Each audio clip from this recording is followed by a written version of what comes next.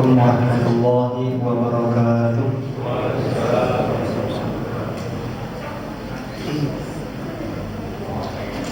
Alhamdulillah, nahmaduhu wa nasta'inuhu wa nastaghfiruh wa na'udzu billahi min shururi anfusina wa min sayyiati a'malina. May yahdihillahu fala mudilla lahu wa may yudlil fala hadiya lahu. Asyhadu an la ilaha illallah wahdahu la syarika lahu wa asyhadu anna Muhammadan abduhu wa rasuluh. Allahumma shalli wa sallim wa barik alaihi wa ala alihi wa sahbihi ajma'in. Amma ba'du. Alhamdulillah, puji dan syukur kita panjatkan kepada Allah Subhanahu wa taala di malam yang ke-23 ini. Allah Subhanahu wa taala masih berikan kita kenikmatan, karunia-Nya, rahmat-Nya Allah Subhanahu wa taala, sehingga kembali kita berkumpul di masjid kita tercinta dalam rangka melaksanakan ibadah salat Isya berjamaah, dan insya Allah akan dilanjutkan dengan salat tarawih dan witir berjamaah. Salawat dan salam senantiasa tercurah limpah atas kekasih Allah bagi dan Nabi besar Muhammad SAW beserta keluarga, para sahabat, para tabi'in. Semoga sampai ke kita selaku umat yang istiqomah menjalankan perintahnya, baik yang wajib maupun yang sunnah, sampai akhir hayat kita. Jamaah sholat Isya yang dirahmati Allah Subhanahu wa taala, seperti biasa ada beberapa informasi yang akan kami sampaikan. Yang pertama terkait dengan laporan keuangan Ramadan 1437 Hijriah. Saldo hari Ahad 22 Ramadan bertepatan dengan 26 Juni 2016 sebesar 21.356.000. Infak pemasukan pada hari Ahad 26 Juni sebesar 1.005.000 rupiah.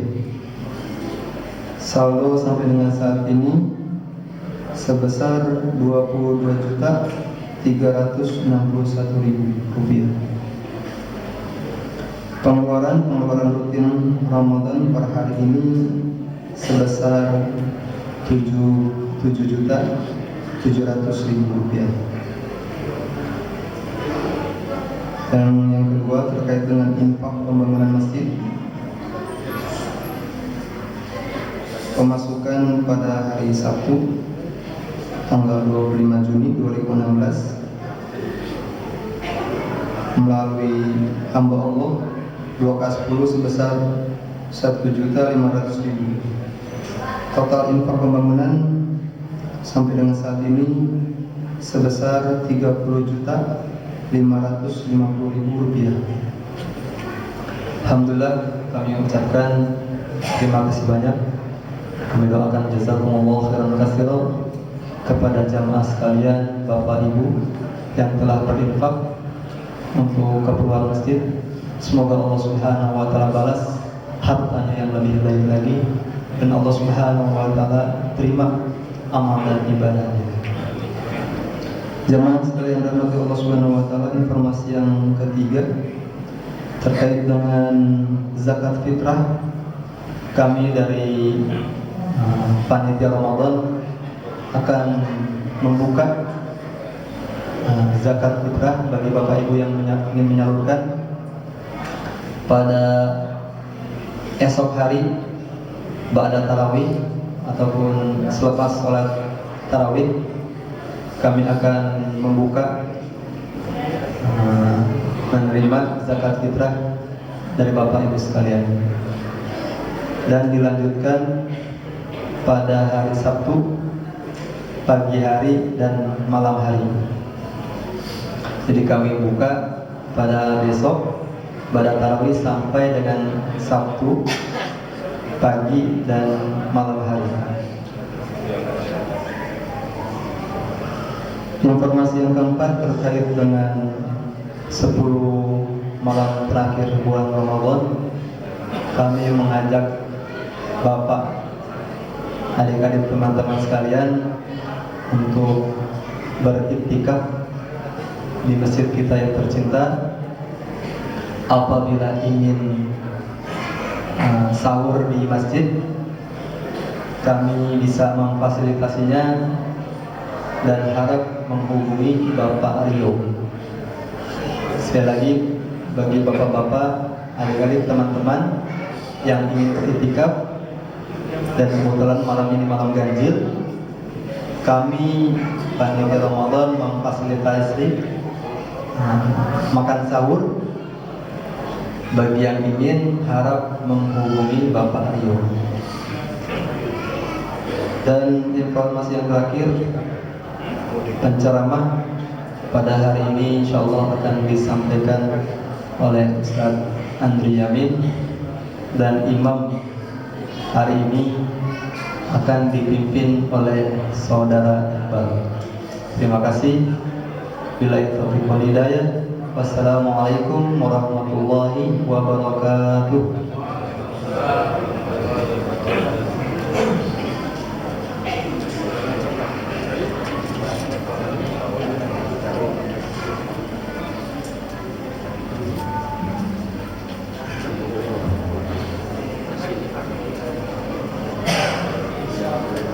Assalamualaikum warahmatullahi wabarakatuh. Innal hamdalillah nahmaduhu wa nasta'inuhu wa nastaghfiruh wa na'udzu billahi min shururi anfusina wa min sayyiati a'malina. Man yahdihillahu fala mudilla lahu wa man yudlil fala hadiya lahu. أشهد أن لا إله إلا الله وحده لا شريك له وأشهد أن محمدا عبده ورسوله.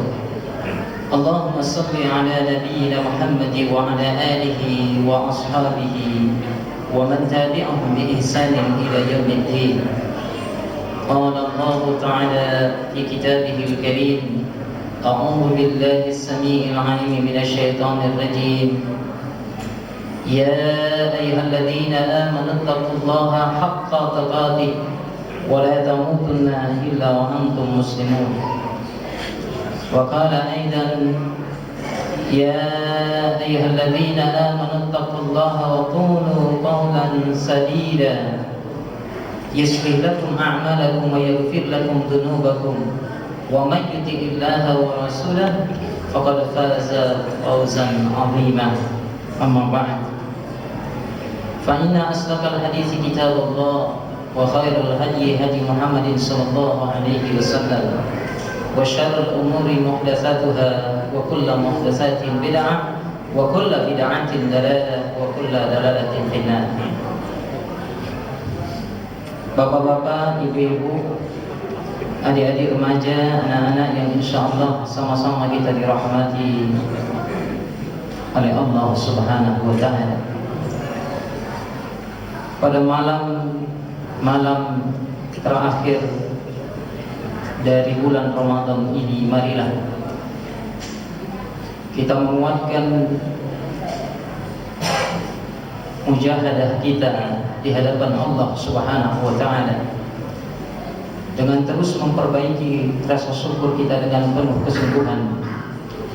Mudah-mudahan dengan mujahadah serta rasa syukur yang semakin terlatih akan menjadikan kita hamba-hamba yang senantiasa istiqomah dalam ketaatan, baik ketika Allah menguji kita dengan kelapangan-kelapangan, kenikmatan-kenikmatan hidup, kemewahan-kemewahan dunia, maupun ketika ujian yang diliputi dengan beragam kenikmatan itu dirubah oleh Allah tiba-tiba dengan kesempitan-kesempitan, kemiskinan-kemiskinan, kesulitan-kesulitan. Namun mudah-mudahan dengan mujahadah dan rasa syukur yang semakin terlatih akan tetap membuat kita istiqamah dalam ketaatan meski dalam kondisi apapun. Bapak-bapak, ibu-ibu, jemaah salat Isya dan tarawih yang dirahmati oleh Allah Subhanahu wa taala. Sesuai dengan tema yang telah disusun oleh panitia, bahwa sebenarnya ini jadwal tukaran sama Ustaz Amin Mansur. Jadi temanya kalau kita lihat sekarang ini kewajiban mengingkari kemungkaran. Saya ingin mengajak kita semua untuk mentafakuri sebuah hadis yang diriwayatkan oleh Ad-Dailami dari Abu Hurairah radhiyallahu anhu, qala Nabi sallallahu alaihi wasallam, "Idza aradallahu biqaumin khairan walla 'alaihim ulama'uhum wa qada bainahum ulama'uhum وَجَعَلَ الْمَالَ فِي سُمَهَائِهِمْ وَإِذَا أَرَادَ اللَّهُ بِقَوْمٍ شَرًّا وَلَّى عَلَيْهِمْ سُفَهَاؤُهُمْ وَقَضَى بَيْنَهُمْ جُهَالُهُمْ وَجَعَلَ الْمَالَ فِي بُخَلَائِهِمْ." Terjemahnya, "Idza aradallahu biqaumin khairan", jika Allah menghendaki kebaikan bagi suatu kaum. Kalau lebih dalam dan lebih luas lagi ditafsirkan hadis ini, jika Allah menginginkan kebaikan bagi sebuah negara, bagi suatu negeri, yang Allah akan letakkan dalam negeri itu adalah 3 pilar. Pilar yang pertama, kata Nabi sallallahu alaihi wasallam, Allah akan letakkan di dalam negeri itu orang-orang yang senantiasa menangani para pemimpin-pemimpin mereka, penguasa-penguasa mereka yang menangani pemerintahan dan kekuasaan adalah orang-orang yang berakhlak mulia. Para pemimpin dan penguasa mereka adalah orang-orang yang bijaksana. Dan yang kedua, wa qadha bainahum ulama'uhum, hukum dan peradilan di dalam negeri mereka akan dipegang oleh orang-orang yang senantiasa mengerti tentang din Allah dan melaksanakan din Allah ini dengan penuh amanah dan istiqamah. Mereka lah alim ulama yang thiqah. Dan yang terakhir, Allah akan letakkan dalam negeri itu waja'alal mala fi sumahaihim, potensi harta kekayaan dalam negeri itu akan dipegang oleh para agniya, orang-orang kaya yang senantiasa bersifat dermawan.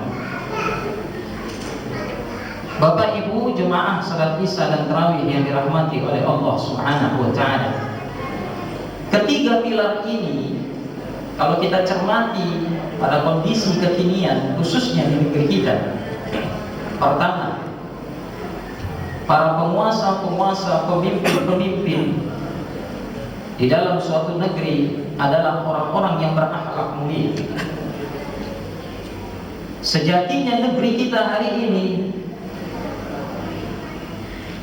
telah dipuji oleh Allah Subhanahu wa taala dengan banyaknya muncul para pemimpin-pemimpin yang berani mengangkangi syariat-syariat Allah, dan bukan rahasia tertutup lagi, di mana kita dihadapkan dengan para penguasa-penguasa yang siap menggantikan hukum-hukum Allah dengan hukum-hukum produk mereka, produk manusia yang senantiasa mengikuti syahwat mereka, mengikuti nafsu mereka, dan dengan penuh kejahilan mereka siap menggantikan seluruh peraturan-peraturan yang bernuansakan syariat dengan hukum-hukum yang berseberangan dengan syariat Allah Subhanahu wa taala.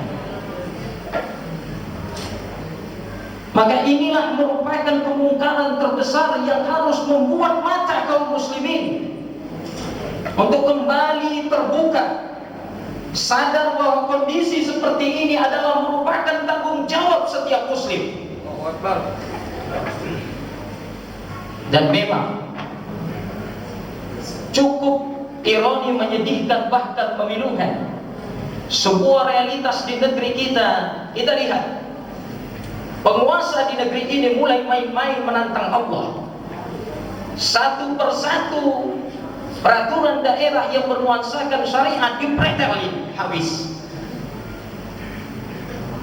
Para ulama sudah siap-siap menyingsingkan lengan mereka, merapatkan barisan. Dan ingatlah, sesungguhnya kekuasaan ketika dipegang oleh para pemimpin-pemimpin yang zalim, yang tidak takut kepada Allah Subhanahu wa ta'ala, kelak Allah pun akan menampilkan kesombongannya di muka buminya. Bumi ini milik Allah, langit ini milik Allah. Ketika para pemimpin-pemimpin penguasa di dalam sebuah negeri menunjukkan kesombongan dan keangkuhan mereka dengan mengangkangi aturan-aturan Allah Subhanahu wa ta'ala, maka tunggulah sifat al-mutakabbir Allah yang Allah akan perlihatkan kepada seluruh makhluknya.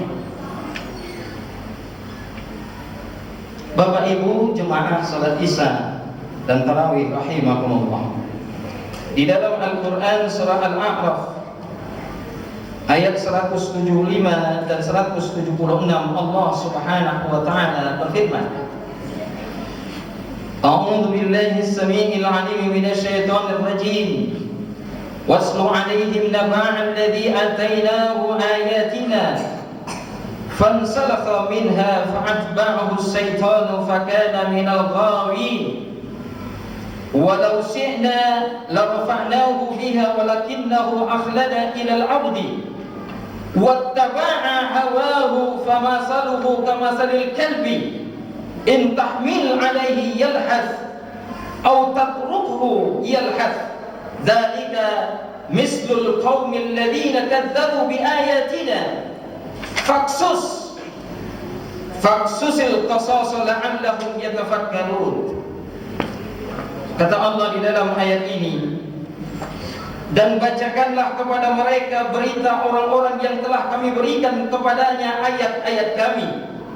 Kami telah berikan kepada mereka pengetahuan tentang Al-Quran. Kemudian dia melepaskan diri dari ayat-ayat itu, lalu dia diikuti oleh syaitan sampai dia tergoda. Maka jadilah dia termasuk orang-orang yang sesat. Dan kalau kami menghendaki, sesungguhnya kami tinggikan derajatnya dengan ayat-ayat itu, tetapi mereka cenderung kepada dunia dan memperturutkan hawa nafsunya yang rendah. Maka kata Allah, masalu kalbi, mereka itu tak ubahnya seperti anjing. Na'udzubillah, summa na'udzubillah. Kata-kata anjing ini bukan bermaksud Allah ingin mengasari kita sebagai orang-orang mukmin, tapi betapa ayat ini menunjukkan kepada kita semua bahwa ayat ini bukan perkara main-main. Dan kemudian Allah Subhanahu wa ta'ala mengatakan, jika kamu menghalau anjing itu, akan diulurkannya lidahnya, dan jika kamu membiarkan anjing itu, dia pun mengulurkan lidahnya juga. Demikianlah itu perumpamaan orang-orang yang mendustakan ayat-ayat kami. Maka ceritakanlah kepada mereka kisah itu, agar mereka mau mempergunakan pikiran mereka sebagaimana mestinya. Ayat ini Bapak Ibu sekalian mengisahkan tentang para ulama Bani Israel yang memiliki sifat-sifat yang buruk. Dan kita tahu salah satu pilar sebuah negeri adalah para ulama. Maka Nabi pantas mengurutkan setelah para pemimpin dan penguasa, pilar di sebuah negara itu adalah ulama. Matan hadis yang di atas dengan yang di bawah yang telah saya sebutkan saling kontradiktif. Ketika Allah menginginkan kebaikan bagi sebuah negeri, Allah akan jadikan para ulama-ulama mereka yang siqah dan amanah menangani hukum-hukum dan peradilan mereka. Tapi sebaliknya, kata Nabi, jika Allah menghendaki kemunduran bahkan kehancuran sebuah negeri, Allah akan takdirkan banyaknya para ulama-ulama usul, ulama yang bermuka Nabi tapi berhati syaitan, yang akan menangani hukum-hukum dan peradilan. Dan inilah saatnya merupakan momentum akbar, peperangan Ghazwul Fikri, peperangan akidah. Terbaginya dua blok besar, ulama usul dengan ulama thiqah, ulama yang jahat dengan ulama yang amanah. Dan umat pun akan terkotak terbelah menjadi dua. Ada umat yang mendukung ulama usul, ada umat yang akan mendukung ulama yang thiqah. Tinggal bagaimana ulama dengan kecerdasan emosionalnya, kecerdasan spiritualnya, mereka mampu memilah mana yang harus mereka ikuti. Bapak Ibu jemaah salat tarawih yang dirahmati oleh Allah Subhanahu wa taala. Kita lihat munculnya seorang ulama. Munculnya seorang ulama yang berpihak, meletakkan wala dan baroknya, rasa loyalitasnya justru kepada orang-orang kufar. Di mana orang-orang kufar hari ini memancangkan kuku-kuku mereka dengan tajam dan bengis untuk merebut kekuasaan potensial di negeri yang mayoritas penduduknya adalah kaum muslimin. Maka sudah saatnya momentum Ramadan ini merupakan saat bagi kita kaum muslimin untuk bangkit, bangun dari tidur kita yang sedemikian panjang. Generasi muda kita hari ini harus kita persiapkan. Momentum Ramadan merupakan momentum bagi kita, kesempatan berharga untuk mempersiapkan cikal bakal para pemimpin dan penguasa-penguasa di negeri yang mayoritas kaum musliminnya terletak dalam suatu negara tapi tidak lagi tertindas. Ironi menyedihkan dan memilukan, Indonesia, negeri yang kita cintai ini merupakan negeri yang penduduknya mayoritas Islam, tapi justru tertindas dan diginas.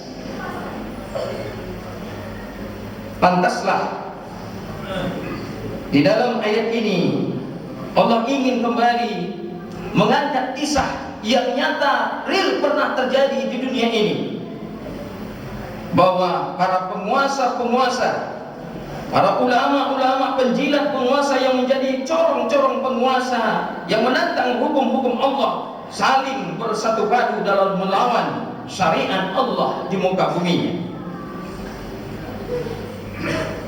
Tahukah kita, Bapak Ibu sekalian, adik-adik remaja yang dirahmati oleh Allah Subhanahu wa taala, asbabun nuzul ayat ini, sebab turun ayat ini, menurut pendapat yang masyhur, orang-orang yang dimaksud oleh Allah dengan kata-kata anjing tadi adalah generasi terdahulu pada zaman Bani Israel.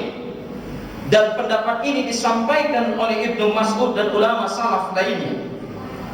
Ibnu Katsir rahimahullah bertutur, ia adalah Ba'lam bin Bawrah yang nasabnya sampai pada Lut bin Hawam bin Azar. Ibnu Asyakir berkata bahwa dialah orang yang mengetahui nama yang agung, kemudian dia meninggalkan dinnya dan dia disebutkan oleh Allah dalam Al-Quran. Muhammad bin Ishaq bin Yasar meriwayatkan dari Salim bin An-Nadar, dia menceritakan suatu ketika Musa singgah di wilayah Bani Kan'an, suatu daerah di Syria. Di sana Musa bertemu dengan kaum Ba'lam. Penduduk Kan'an berkata kepada Ba'lam, orang ini adalah Musa bin Imran yang berada di tengah-tengah Bani Israel. Dia telah datang untuk mengusir kami dari negeri kami sendiri, untuk membunuh kami dan menempatkan Bani Israel di sana. Sesungguhnya kami adalah kaummu juga. Kami tidak memiliki tempat tinggal, sedangkan engkau adalah orang yang makbul doanya. Pergilah dan doakanlah mereka Bani Israel agar ditimpa keburukan. Apa kata Ba'lam ketika itu? Ba'lam dengan entengnya menjawab, celakalah kamu. Nabi Allah itu disertai oleh para malaikat dan kaum mukminin. Bagaimana mungkin aku pergi untuk mendoakan buruk pada mereka, padahal aku mengetahui dari Allah apa yang aku ketahui. Maka kaum Kan'an ketika itu terus mendesaknya hingga Ba'lam pun terfitnah. Dia pergi menuju gunung Husban dan dari sana ia mengintai pasukan Bani Israel. ketika Ba'lam berada di puncak Husban dan melihat pasukan Musa serta Bani Israel, maka ia mulai mendoakan buruk kepada mereka. Dan ketahuilah Bapak Ibu sekalian, tidaklah Ba'lam mendoakan buruk kepada mereka kecuali Allah membelokkan lidahnya, ke arah kaumnya sendiri. Dan tidaklah dia mendoakan baik untuk kaumnya, melainkan Allah membelokkan lidahnya untuk Bani Israel. Dan begitu sebaliknya. Penduduk Kan'an berkata, Ba'lam, hai Ba'lam, tahukah kamu apa yang telah engkau lakukan? Engkau malah mendoakan kebaikan bagi mereka dan mendoakan keburukan bagi kami. Maka Ba'lam pun berkata, inilah yang tidak aku miliki lagi. Sesungguhnya Allah telah menaklukkan Ba'lam. Kemudian Ba'lam berkata kepadanya, sekarang hilanglah sudah kekuatan dariku, hilanglah kekuatan dunia dan akhiratku. Tidaklah tersisa lagi padaku kecuali tipu daya dan muslihat. Maka aku akan melancarkan muslihat bagi kepentinganmu. Maka marilah kita membuat sebuah makar, kita sesatkan orang-orang Bani Israel. Ini sebagai penutup pada mutiara Ramadan yang saya sampaikan. Mudah-mudahan di bait yang terakhir ini dapat menyentuh kita semua. Strategi yang dilakukan oleh Ba'lam untuk menyesatkan orang-orang Bani Israel adalah dikatakan kepada kaum Kan'an, dandani kaum wanita kalian semua dan berilah mereka barang dagangan. Kemudian kirimkanlah kepada pasukan Musa untuk berjualan di sana. Suruhlah mereka semua para kaum wanitamu agar tidak menolak keinginan seseorang yang bila mana menghendaki tubuh mereka. Sesungguhnya jika salah seorang di antara mereka berzina, maka cukuplah hal itu akan mengalahkan mereka, mencelakakan mereka. Lalu kaum Ba'lam pun melakukannya. Setelah memasuki perkemahan pasukan Nabi Musa alaihissalam, ada seorang wanita Kan'an lewat di dekat seorang Bani Israel yang bertubuh besar. Ketika salah seorang Bani Israel ini melihat wanita itu, maka dia pun terpesona. Dia pun bangkit seraya memegang tangannya dan membawa kepada Nabi Musa alaihissalam. Orang itu pun berkata, ya Nabi Musa, aku kira kamu akan mengatakan bahwa wanita ini haram bagiku dan jangan aku dekati. Maka Nabi Musa pun berkata, benar, wanita itu haram bagimu. Tapi perkataan Nabi Musa dibiarkan begitu saja. Orang ini pun kemudian membawa wanita itu ke kemahnya dan menyetubuhinya. Kemudian karena akibat dari perbuatan satu dari Bani Israel, Allah pun menimpakan penyakit ta'un kepada Bani Israel. Saat itu Fanhas bin Aizar bin Harun, pembantu Musa alaihissalam, sedang tidak ada. Kemudian ia kembali sementara ta'un sudah merajalela di antara mereka. Jumlah yang tewas mencapai 70.000 orang karena penyakit ta'un itu, yang diakibatkan perzinahan yang dilakukan oleh satu Bani Israel di dalam kemah. Namun setelah Fanhas mengetahui penyebab wabah itu, ia mengambil sangkurnya yang terbuat dari besi. Ia kemudian memasuki kemah dan ternyata laki-laki dan wanita tersebut sedang berbaring melakukan perzinahan. Kemudian Fanhas pun menyatukan keduanya dengan tusukan sangkurnya. Bapak Ibu, beginilah semestinya cara kita ketika melihat sebuah kemungkaran. Memang Nabi pernah mengatakan, man ra'a minkum munkaran falyughayyirhu biyadihi, fa in lam yastati fa bi lisanihi, fa in lam yastati fa bi qalbihi. Siapa saja di antara kalian yang melihat kemungkaran, maka rubahlah dengan tangannya. Kalau dia mempunyai kekuatan, kekuasaan, cegahlah ketika itu spontanitas kemungkaran yang dia lihat. Dan apa yang dilakukan oleh Fanhas, ia menerapkan sabda Nabi yang pertama. Tapi ketika kekuatan itu belum kita miliki, bagaimana dengan hari ini? Para pemimpin-pemimpin yang menunjukkan kezalimannya, lihatlah di berbagai daerah, mulai dari Sumatera Barat, daerah Minangkabau, yang dahulu Profesor Dr. Buya Hamka pernah tinggal di sana.